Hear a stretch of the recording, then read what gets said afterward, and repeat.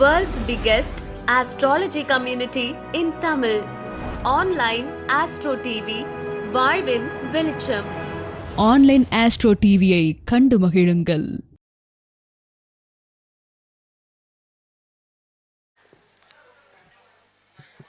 தேசிய மகளிர் ஜோதிட கூட்டமைப்பின் நிர்வாகிகள் அனைவருக்கும், இங்கே வருகை புரிந்திருக்கும் ஜோதிட சொந்தங்கள் அனைவருக்கும் என் முதல் வணக்கம். ஏற்கனவே திருச்சியில் ஒரு மீட்டிங் ஒன்று நடந்துச்சு. அந்த மீட்டிங்லேயும் எனக்கு பேசுகிறதுக்கு வாய்ப்பு கொடுத்துருந்தாங்க. இது திருப்பி ரெண்டாவது டைம் இங்கே கொடுத்துருக்காங்க.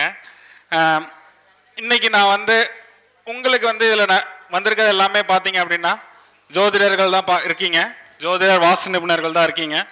உங்களுக்கு எளிமையாக ஒரு டிப்ஸ், வாஸ்துல எளிமையாக சில நுணுக்கங்கள் சொல்லலாம் அப்படின்னு சொல்லிட்டு நான் ஒரு 4-5 பாயிண்ட் எடுத்துகிட்டு வந்தேன்.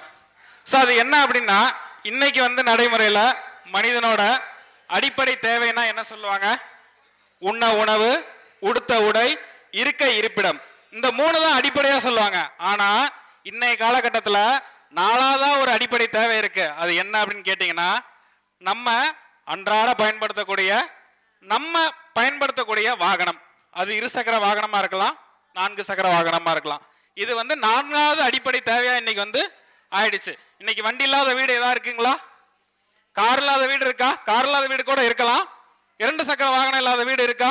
எல்லா வீட்லயுமே இருக்கு. அப்ப நம்ம இந்த 2 சக்கர வாகனத்துக்காக பார்க்கிங் ஒன்று நம்ம கட்டடத்தில் போடுவோம் பார்த்தீங்களா? அந்த பார்க்கிங்னால என்ன மாதிரி தொந்தரவுகள்லாம் வரும்? இது என்ன மாதிரி பலன் தரும்?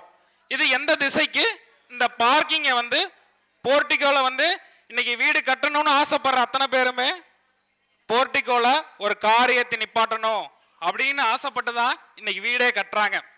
வீடு ஒரு வாஸ்து நிபுணர்கிட்ட ஒரு சாமானிய மனிதன் வராங்க, ஒரு பிளான் போட வராங்க அப்படின்னா அவங்க கேட்குற முதல் விஷயம், சார் என் வீடு சொந்த வீடு கட்டி அந்த வீடு போர்ட்டிகோல கார் ஏற்றி நிப்பாட்டணும், அது மாதிரி பிளான் போட்டு கொடுங்க அப்படின்னு சொல்றாங்க.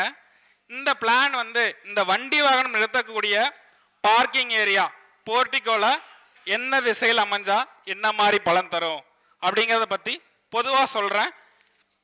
ஏதாவது நோட் பண்ற மாதிரி இருந்தா நோட் பண்ணுங்க. முதல்ல தெற்கு பார்த்த மனை. தெற்கு பார்த்த மனைக்கு இன்னைக்கு போர்ட்டிகோ போடுற போது என்ன பண்ணுவோம் அப்படின்னு கேட்டீங்கன்னா, கட்டடத்தோட பேஸ்மெண்ட் உயரம் ரோட்டு மட்டத்தை விட கூடுதலாக கொடுப்போம். கூடுதலாக கொடுக்கறது தான் வழக்கம். அப்போதான் எதிர்காலத்தில் ரோடு திருப்பி 2வது டைம் 3வது டைம் போடும்போது அந்த வீட்டோட மட்டம் ரோட்டு மட்டத்துக்கு எப்பயுமே கீழே போகாமல் இருக்கிறதுக்கு பேஸ்மெண்ட் உயரத்தை தூக்கி கொடுப்போம். ஆனால் பேஸ்மெண்ட் உயரம் தூக்கி கொடுத்தா நம்ம வண்டியை காரோ பைக்கோ மேலே ஏற்றி நிப்பாட்டுறது சிரமம். அப்போ என்ன பண்ணுவோம் அப்படின்னு கேட்டிங்கன்னா, அந்த பார்க்கிங் ஏரியாவை மட்டும் வீட்டில் இறக்கி கொடுப்போம்.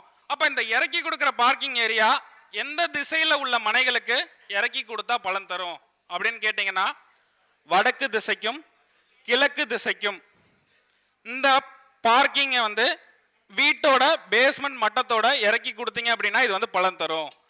அப்போ தெற்கு திசையில் உள்ளவங்களும் மேற்கு திசையில் உள்ளவங்களும் என்ன பண்ணுறது அப்படின்னு கேட்டிங்கன்னா, நீங்கள் தெற்கு திசை உதாரணத்துக்கு எடுத்தீங்க அப்படின்னா, தெற்கு திசையில் அதிகபட்சம் வடக்கு சார்ந்த வாசல் தான் கொடுப்பாங்க. தெற்கு திசையில கிழக்கு சார்ந்த வாசல், தென்கிழக்கு வாசல் கொடுப்பாங்க. தென்கிழக்குங்கிறது அக்னி பகுதி, அந்த வாசல் கொடுப்பாங்க. அப்ப இந்த அக்னி பகுதியை பள்ளம் பண்ணி நீங்க ஒரு அந்த கட்டடத்துல பார்க்கிங் போட்டுட்டீங்க அப்படின்னா, அந்த வீட்டில் உள்ள உரிமையாளர் கடன், நோய் போன்றவற்ற பிரச்சனைகளால் அவதிப்படுவார். அப்ப இந்த தென்கிழக்கு பகுதி வடகிழக்கு மூலை, ஈசானியத்தை காட்டிலும் வடமேற்கு மூலை, வாயு மூலையை காட்டிலும் பள்ளம் ஏற்படாம அந்த மட்டத்தை கரெக்ட் பண்ணி போட்டீங்க அப்படின்னா, நீங்க தெற்கு சார்ந்த வாசலுக்கும் அந்த பார்க்கிங் உங்களுக்கு நல்ல பலனை தரும். அப்ப இது அப்ப மேற்கு சார்ந்த வாசல், மேற்கு சார்ந்த மனைக்கு என்ன பண்ணலாம் அப்படின்னு கேட்டீங்கன்னா, மேற்கு சார்ந்த மனைக்கு அதிகபட்சம் வடக்கு நோக்கி வாயு பகுதியில் தான் வாசல் கொடுப்பாங்க. அந்த வாசல் தான் நல்ல பலன் தரும். அப்ப அந்த இடத்துல வடமேற்கு மூலை பார்க்கிங்கை ஈசானியம் வடகிழக்கு மூலையோட பள்ளமா நீங்க போட்டுட்டீங்க அப்படின்னா, அந்த வீட்டில் உள்ள குழந்தைகள்லாம் என்ன பண்ணுவாங்க அப்படின்னு கேட்டிங்கன்னா, அவங்க திருமணம் தான் விருப்பத்துக்கு பண்ணக்கூடிய சூழலை வந்து உருவாக்கும். அந்த வீட்டில் உள்ள பெண்களோட மனநிலை வந்து பாதிக்கும். அப்போ இந்த மாதிரி தொந்தரவுகள்லாம் இருக்கும். அப்போ அங்கே அந்த பார்க்கிங் வந்து யாருக்கு பலன் தரும் அப்படின்னு கேட்டிங்கன்னா, வம்பு வழக்கு, கோர்ட் ஸ்டேஷன் பிரச்சனை போன்ற பிரச்சனைகள்னால டெய்லி அதை வந்து சந்திக்கக்கூடிய நபர்கள், ஒருவேளை அவங்க வந்து லாயராக இருக்கலாம், இல்லை போலீஸாக இருக்கலாம், இது மாதிரி உள்ளவங்களுக்கு வந்து அந்த பார்க்கிங் வந்து பலன் தரும். அடுத்து கிழக்கு பார்த்த மனை. கிழக்கு பார்த்த மனைக்கு வந்து தென்கிழக்கு பகுதி அவ்வளோ சொல்லிட்டேன். கிழக்கு வந்துட்டு அடுத்து வடக்கு சொல்லிடுறேன், முடிச்சிடுறேன். அடுத்து கிழக்கு பார்த்த மனை. கிழக்கு பார்த்த மனையில் வந்து நீங்கள் வடகிழக்கு பகுதி வந்து பள்ளம் பண்ணி பார்க்கிங் போட்டிங்க அப்படின்னா அந்த மனை வந்து அந்த வீட்டினோட மூத்த ஆண் வாரிசுக்கு வந்து வளர்ச்சி முன்னேற்றங்களை வந்து கொடுக்கும். அடுத்து வடக்கு பகுதி. வடக்கு பகுதியில் அதிகபட்சம் இன்றைக்கி வந்து வடகிழக்கு பகுதியில் தான் வந்து பார்க்கிங் போர்ட்டிகோ வந்து அமைக்கிறோம்.